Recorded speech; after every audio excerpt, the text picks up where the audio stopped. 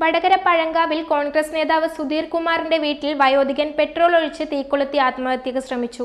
തിരുവള്ളൂർ സ്വദേശിയായ ചിരിയകണ്ടോത്ത് ഇബ്രാഹിംകുട്ടി ഹാജിയാണ് ആത്മഹത്യാ ശ്രമം നടത്തിയത്. രാവിലെ 10 മണിയോടെയായിരുന്നു സംഭവം.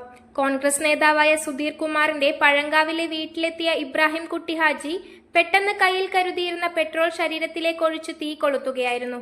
പെട്ടെന്നുണ്ടായ സംഭവത്തിന്റെ ഞെട്ടലിൽ വീട്ടുകാരും നാട്ടുകാരും ഫയർഫോഴ്സും ചേർന്നാണ് തീ അണച്ചത്.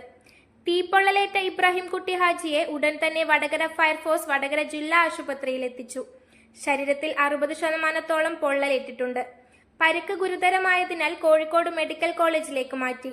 ഇബ്രാഹിം എന്തിനാണ് സുധീറിന്റെ വീട്ടിലെത്തി ഇത്തരമൊരു കടുംകൈ ചെയ്തതെന്ന കാര്യത്തിൽ വ്യക്തത വന്നിട്ടില്ല. സാമ്പത്തിക ഇടപാടുകളോ വ്യക്തിപരമായ മറ്റെന്തെങ്കിലും കാരണങ്ങളോ ഇതിന് പിന്നിലുണ്ടോ എന്ന് പോലീസ് വിശദമായി അന്വേഷിച്ചു വരികയാണ്. News bureau, media, Vadakara.